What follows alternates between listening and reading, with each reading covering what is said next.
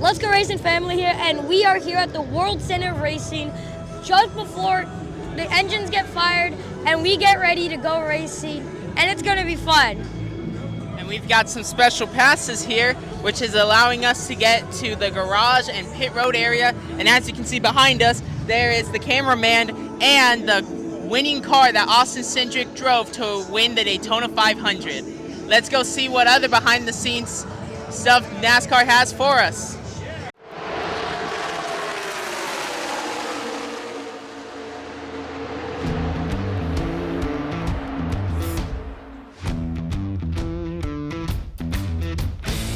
Welcome to the Let's Go Racing Family Podcast, sharing our love for NASCAR, running, and just racing through life. Hosted by Sebastian, Giovanni, Karen, Tony, and me, Johan. Each week we'll talk about our view of the world through the lens of racing.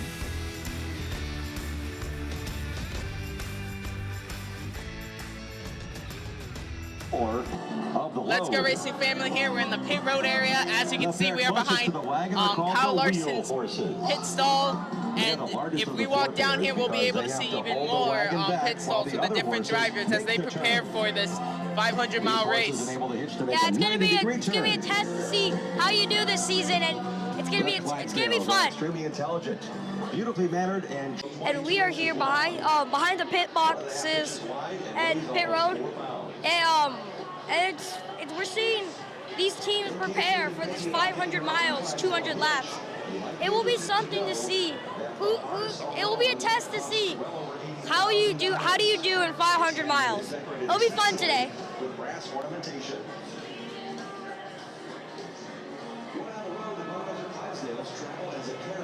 So that the horses cannot be thrown off balance.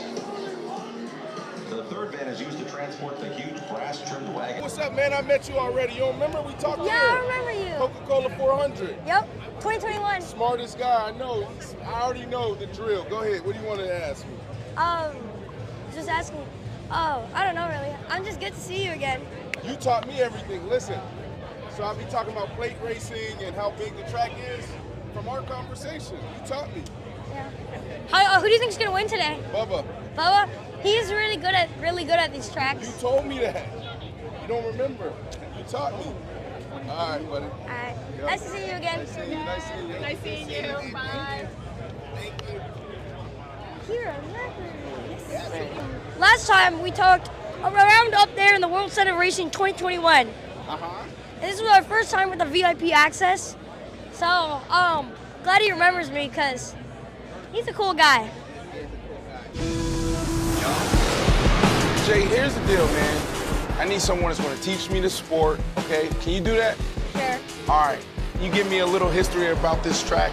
Yeah. If you keep going straight, you can get to the beach, and that's actually where they started racing. So you mean to tell me they started racing in the sand? Yeah, they were like sand racing. And that's what started NASCAR? Yeah. And then a fun fact about the ending on the first race was it actually was like one of the closest finish, and it took 3 days to find out who won the race. Why did it take so long? Because of the technology. Back then they didn't have that much technology, but now they have better technology, so it doesn't take them 3 days. Oh my God. You know your stuff. Victory lane. All right, champ. Nice meeting you. All right, man, keep that spirit, man.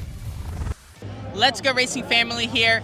In the time we were gone, there were a lot of changes in the NASCAR offseason, one of them being that my favorite driver, Kyle Busch, has left Joe Gibbs Racing and the M&M's 18 team and is now driving the 3-cheek number 8 car for Richard Childress Racing. Now this is a big deal because Kyle Busch has been with Joe Gibbs since 2008, and now he's going on to a new team. Though to be honest, out of all the teams that he could have chosen with, I wasn't expecting the one owned by the guy who put him in a sleeper hold. But hey, Kyle Busch, this is a team for him. Let's see what he can do. Yeah, let's see what he can do. Who knows? Maybe he can win another championship or the 500, as you said. Another one of those off-season changes was Tyler Reddick, who used to drive for Richard Childress, the number 8. Now he's driving for 2311 team. He's driving the 45 that was driven before by Kurt Busch, who retired. And we also have the truck that's going to be driven by Travis Pastrana for the 500. So 2311 not only got a new driver, but they also bumped them up to a 3-person team for this race. It'll be fun to watch today, so it'll be fun. So we're talking about the Legacy Motor Club, and what this is basically petty GMS from last season, but Jimmy Johnson is a part owner. So they renamed the team to Legacy Motor Club. Some drivers, Eric Jones stays on the team, but some driver changes a little bit with Noah Gregson in his first full-time season in the 42 car, and Jimmy Johnson's back part-time in the 84 car. Something cool I got to see. I finally met Jimmy Johnson, and it was pretty cool. Yeah, I can definitely see how Johan reacted. It was similar to how I did when I got to meet Joey Logano, so I can understand what it's like to meet your favorite driver. It was really cool to see Johan reacting to meeting Jimmy Johnson, and the fact that he was so cool. He signed his hat and his jacket as well, which we've had since 2006, so that was incredible, and thank you to Jimmy Johnson, and good luck to Legacy Motor Club today.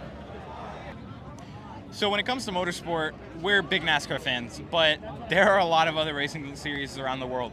Notable ones like Formula One, IndyCar, IMSA, and of course NASCAR. Well, there's an IndyCar driver on the grid today, and his name is Connor Daly in the number 50 BitNile.com Chevrolet for Money Team Racing, and their story's been absolutely crazy. Going into qualifying, they couldn't even start up the car due to a mechanical issue, and they had to repair it, so they didn't get a lap in.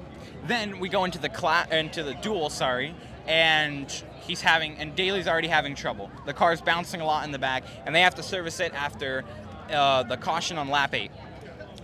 Then they managed to fix the car, and after a late race caution, Daly is given the opportunity to get back into position to get into the 500, and he did, and now they're here. I don't think this team was expecting to get into the 500, and now here they are, rolling up on the grid with Connor Daly. I am all for motorsports in general, and I'm really excited to see an IndyCar driver like Connor Daly out here in the 500. I hope he can do well. I hope he can hopefully get some laps in and get a good run in for the 500. But yeah, there you go. IndyCar driver in the 500.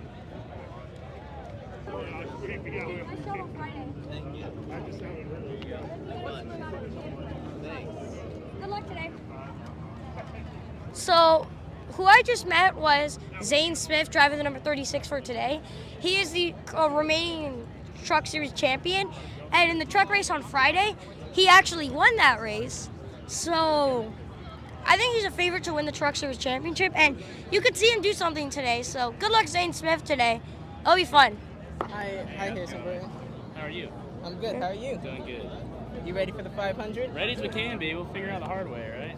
Yep. Yeah, man. Good luck today. Thank you. Thanks, man. Have a good one. All right, good luck. So, we just met driver the number 21, Wood Brothers. And also we met driver the number 38, Todd Gilliland. And we met driver the number 21, Harrison Burton. They were both rookies last season. And Harrison Burton's actually the son of NASCAR legend Jeff Burton. So, what do you guys think? It was really cool. Gio, you got your phone signed. my phone. Look, you got his phone case signed. That was hilarious. No, I can't use this case anywhere, but yeah, it was cool meeting him. Well, good luck to those drivers, and it'll be fun today.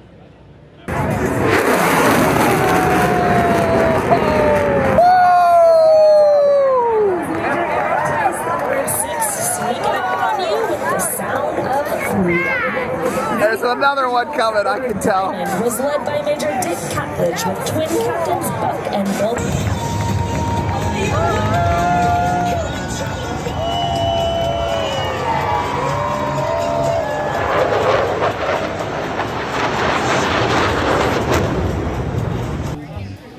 Let's Go Racing family here. We are beginning the segment of 6 Degrees of NASCAR, where I take a person and connect them to NASCAR in less than 6 degrees of separation.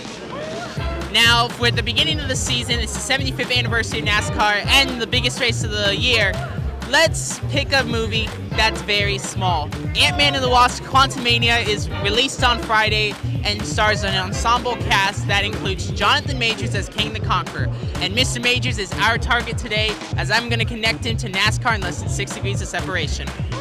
Now, Jonathan Majors is an up-and-coming movie star. He is being put in movies that are bigger and bigger, and in March, he will be the villain of Creed 3, one of the sequels to the Rocky series. Now, Creed 3 not only stars Michael B. Jordan, but he also directs it. And Mr. Michael B. Jordan made a cameo in Space Jam: A New Legacy, where he was mistaken for the great Michael Jordan in a very funny scene, probably the best part of that movie. And Mr. Jordan, the original Michael Jordan, starred in the original Space Jam and is also the co-owner of 2311. So as you can see, through Michael B. Jordan, Space Jam, and Michael Jordan, Jonathan Majors is able to connect to NASCAR in less than 6 degrees of separation. I'm always impressed by how you can figure out how to connect, like, just through little things like that. Like, you wouldn't think of it, but it's cool to see. I'm very intrigued every time. So, good job on that one. Interesting. Yep. And tune in later this season as we take out more people to see if they can connect to NASCAR in less than 6 degrees of separation.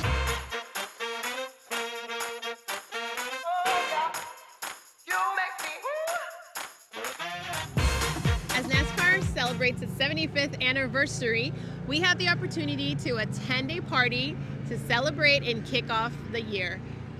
Yeah, it was pretty cool. It was Friday night, the start of the Daytona 500 weekend, and we were honored and excited to get an invite to this party, but we had no idea what to expect. I actually thought maybe we were going to be partying with NASCAR drivers, and I'm like, nah, that's not what it is. Tony didn't think that was the case. It's an industry thing. We're probably just going to be with people that work in the industry, like sponsors and those people. But I was surprised. Well, we were both surprised. We arrived on Friday night. We arrived to the event, and the first thing that we were kind of like a little bit taken by was that it was in a gymnasium at Embry-Riddle, and it was just kind of almost nostalgic for me because I went to high school, and it was like being at a high school dance, you know, in the gym and everything. And so it was interesting, the setting of the event, And but it was really pretty in there. And I never went to a prom, so Karen said, "Oh, it's like you're going to the prom." It's like homecoming. I went to a dance. NASCAR prom, basically, but it was pretty cool. So when we first got there, it wasn't very busy. Not a lot of people were there. The trucks race was going on when we got here. You could hear it in the background. And so anyways, we walk in, the gym is set up really nice, and so we go over and, you know, get some drinks to hydrate, and then we find a food table. Yeah, table with food, and you know, so it's not a party for us unless there's food. There's so food. We got a little So we bit of love food. food. We found a little table. We start eating. But I parked myself at this table right by the food because I got food, but I was going to go back to the dessert section, because the dessert section had donut holes with salted caramel sauce. Because our table was close to the food. So I was like, as soon as I'm done, I got to go back. So I can't go very far from the table. So I park myself at this table, and we're at this corner. And so we're eating our food. And then all of a sudden, a gentleman comes up and says, "Hey, do you guys mind if we kind of like, you know, stand at this table as well?" And we're like, "No, go ahead."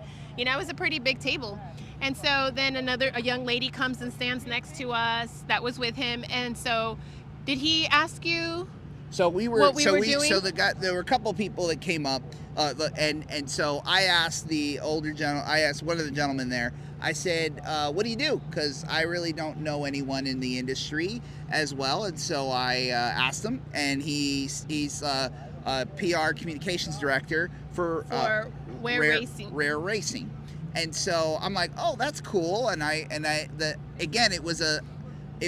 wasn't expecting to meet people that are actually in NASCAR that aren't like sponsors. So I didn't quite click who it could have been. Because then he introduced the young lady, and she's also in communications for the team. And then all of a sudden he's like, "Oh," and just very nonchalantly he's like, "Oh, and this is Cody Ware." And when he said Cody Ware, I was like, "Oh, hey." Hi. And here I am. I'm just like, "Oh, that's cool. Okay." And so I asked the one guy what he had done, and I almost asked the other guy Cody Ware. So what do you do? And then later, obviously, it clicked, and I didn't ask that question. But well, I know turned my over kids, to Tony and I said, "That's Cody Ware." And Yeah. then I texted the boys and said, we're eating food with Cody Ware. and we're chilling with them at the party. So I didn't embarrass myself.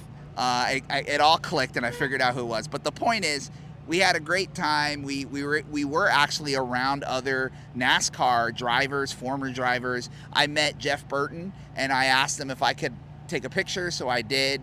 I told him that I had met Johan, and I had met his son earlier last year, and we're very impressed by him. He should be proud. And he said, "Yes, thank you." And yeah, and we were standing 3 feet away from Harrison Burton.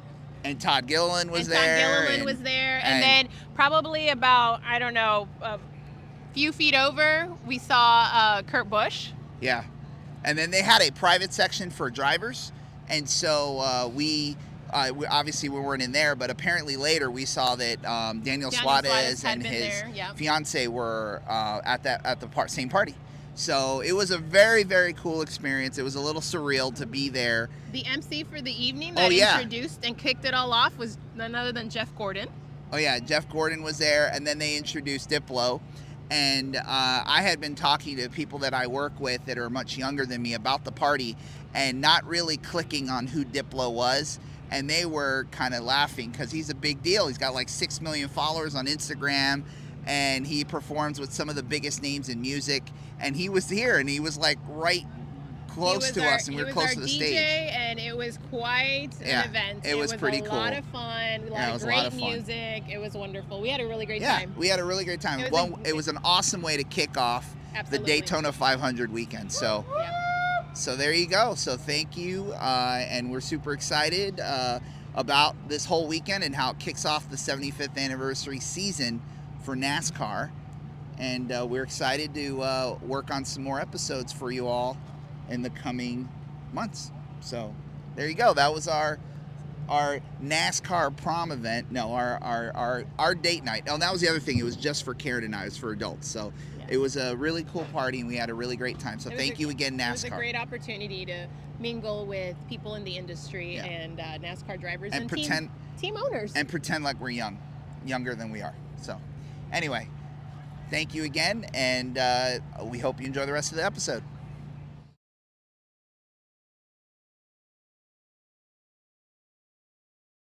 We're at the end of the Daytona 500. The race is over, and I think we can all agree that NASCAR needs to stop calling the caution before, once they get the white flag, because it is seriously starting to be a pain in these race finishes. Yeah, because yesterday in the Xfinity race, it finished under caution, but I get why, because a car flipped. But in today, no car flipped. There was just a crash in the back, and the car should have just let them race. It would have been a funner finish if they just let them race. I'm incredibly frustrated as a Joey fan because he lost by 0.2 seconds behind Ricky Stenhouse. I just think they should have let him go to the end. I don't understand why they have such a weird rule. There was nothing wrong with it. It was happening all behind them, so it didn't matter that they wrecked. Second is supposed to feel good, but in this case it doesn't, and especially when it was this close at such a prestigious race, I am not happy at all. And I'm going to be honest, I would be more okay with Ricky Stenhouse being the winner of this race if he had raced to the end and won it. But the only reason he won was because when the wreck started happening, he just so happened to have a slight advantage. Yeah, he was just in front of Joey Logano when the light came out, because also you have to wait until the caution. It's determined when the caution light is thrown. So it's basically waiting on when it gets thrown to decide who the winner is. So, yeah, unfortunately, as you can tell, we are not happy with the finish and the result. I would have preferred. From the people around us, I don't think many I would have preferred somebody else to win. But it's also the fact that, like you guys were saying, let them finish the race. Let them duke it out. It's in the backstretch. They have plenty of time to make it to the front and slow their cars down so that it doesn't become, a hindrance or whatever, or dangerous. But it's just, I don't know. I've come disappointed from it. I thought overall it was a nice, clean race. I think people raced each other pretty well. There were a few cautions here and there from some accidents, where people got loose, but overall it was a pretty clean race. I didn't think we had a big one where we knocked out like a majority of the big drivers or the field, but I just think for this great American race, that was kind of like a womp kind of finish. So yeah, Good race if you finish. I actually would have loved it if they wouldn't have thrown a caution out when Suarez got spun out. I wish he could have kind of been able to stay in the pit area. That was a problem because that would have been, I think, a much more exciting finish. With Kyle Busch being in the front, and you had Joey, and you had his teammates, and so it would have been, I think, a more exciting finish. And I think that's the thing with Daytona. It's like you just wanted to be this exciting, exhilarating, thrilling finish. Really, I agree, really, because Suarez spun. He spun to the side where he could have just got on the pits, and there was like no big crash. So they could have just let them race back. Suarez was probably in the pit lane. So NASCAR, you can take some notes from this race.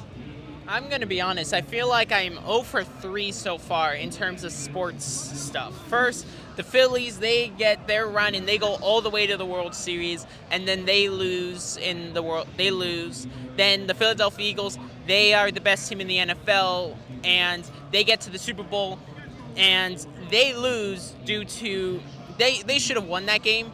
I don't care what you say, Kansas City.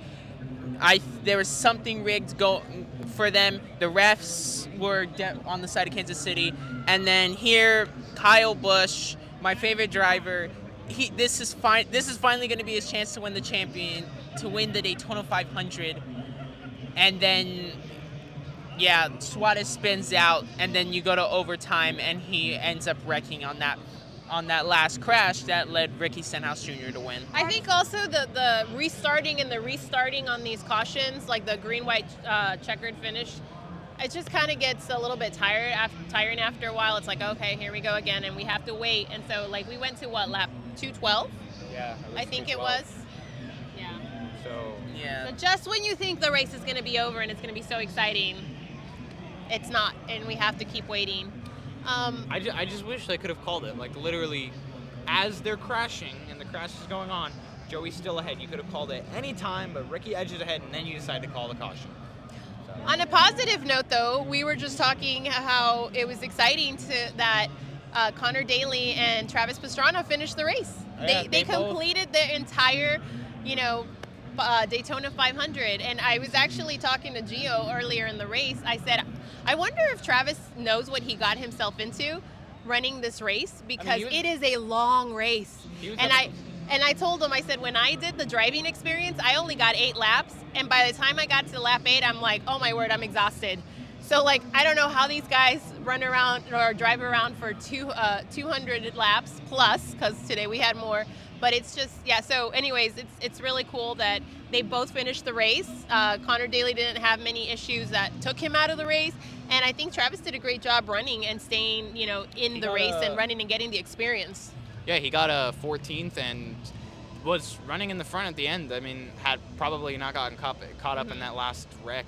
He probably would have finished really well. So, good job to him. Connor Daly, again, did a really good job. I think it was Zane Smith who also got in, or was it Todd Gilliland who got in? Either way, they did good. I think they got caught up. One of them whoever it was got caught up in a wreck, and then Jimmy Johnson was also running really strong throughout the entirety of the 500, and then unfortunately got caught up in that last caution and before the final green-white checkered. But yeah, all 4 racers did really good. It was a good 500 overall. I think the ending was just ultimately not what we wanted. The ending was a little disappointing, but overall, you're right. It was a good race, and our highlight was like the fact that we got to see so many drivers and go back go to the back in the garages and in the hauler area and get to see them up close and personal and get their signatures. So that was definitely a highlight of today. That it's one of those opportunities that we have to be very grateful and thankful that we get. I think that having to watch my driver lose the race and have the race end this way, even though it sucks, I think it was all worth it because my brother did get to meet Jimmy Johnson. Yeah, that was a very special moment when Johan got to meet his favorite driver of all time. And he was really gracious. So thank you, Jimmy Johnson, for making Johan's day. It was good overall. The experience was fun. Race was good again just till the end, but it was cool. Good 500, I think, overall. Yeah. All right, so as you guys said, this was the end of our Daytona 500 experience. Sebastian, where is NASCAR going next week? So next week, NASCAR is heading out west for a classic staple of the series, the Fontana race. However, this Fontana race is going to be special because it will be the last race of this iteration. Is that for real? Is it really? Because I've heard this a couple times, and then they were going to make it a short track. I don't know. Nah, it's Because they clickbait. said that a few years ago, and then That- they kept it. I think if it's a good race and it does well and fans enjoy it, I think the track could stay. I mean, probably- it's been on the schedule for the longest time. It's prob- Personally, like Joey's never won there, and Wait, he's never won in Fontana? No, he's never won in Fontana. Oh, because the race that he almost won. Yeah, because someone Ended decided up. Yeah, Kyle Busch Yeah, winning that. that That was but a Joey I Kyle Busch thing. I think the track is cool. I think it's been competitive, and I think it's one of the good tracks that kind of has a good balance. Not like a restrictor plate, but Well, definitely. I want to see it become a short track. So they kept saying that this is the last one. So is this really the last one, NASCAR? NASCAR has been promoting commercials where they say, this is the last one, come see the last chance to watch a race at Fontana. So NASCAR wants this to be the last race at Fontana, but like Gio said, depending on how it succeeds, it could be announced that Fontana is coming back for next season's schedule. It's gonna be like this. All right, guys. NASCAR announces Fontana's last year. Good race. All right, guys. We're doing it again. We're doing this it is last again. year. Promise. No, wait, guys. We're postponing the project. You know what? Let's just cancel it. All right. So based on 1.5 mile track, let's just really quickly, who do you think is going to have a strong race weekend and possibly take home the checkered next week? Honestly, you got to look at the guys who run well there. And I think one thread you could look at is Kyle Busch. He ran well today, almost won the 500. He could keep that momentum going into Fontana. Now, Kyle has one there, Yeah, right? Kyle has one. As I look at the Joey Logano fan for confirmation. Right? Kyle has one there? Yeah, I would know. Okay. Well, who do you think is going to win next week? You know what? He hasn't won there yet, but I think he's gonna do good. He got second place today. I'm going with Joey. I think he's got a good car this season. I know he just won the championship last year, but maybe we can do it again. Why not more? Why not more than 2 titles? All right. What do you think? I'm going to sort of cheat because I'm going to mention 2 drivers. I think the Trackhouse drivers of Suarez and Chastain, they weren't as prevalent in this race. Like, they didn't have as much action. But I think based off of what Chastain was able to do last season and the following that Trackhouse is building, I think that they could have the potential to be real game changers during this season. And I think doing well at Fontana would be a big way to show it. Well, I'm going to say I think it's going to be someone that has a lot of horsepower. And Fords showed today that they have a lot of horsepower because they just were very strong up at the front. So I'm going to go with Kevin Harvick. I think Kevin Harvick is going to win next week in his swan song season. So I think he does win. So, all right. So that is next week, and we'll be back probably with not next week's episode, but we're going to do probably 2 episodes a month. That's what we're going to try to accomplish. So we will come back on the flip side of California. And then what's the race after that? Do you remember? Vegas. Ooh, Vegas. Those will be actually 2 fun races to talk about. So, all right. From Daytona Beach, Florida, the world center of racing, Giovanni, why don't you take us out? Well, that's been it. It's been a fun one here at Daytona. Well, thank you for watching and listening. If you enjoy our podcast, then consider subscribing to our YouTube channel, following all of our socials, and checking out our podcast episodes on wherever you can find podcasts. Anyway, let's go with the family out.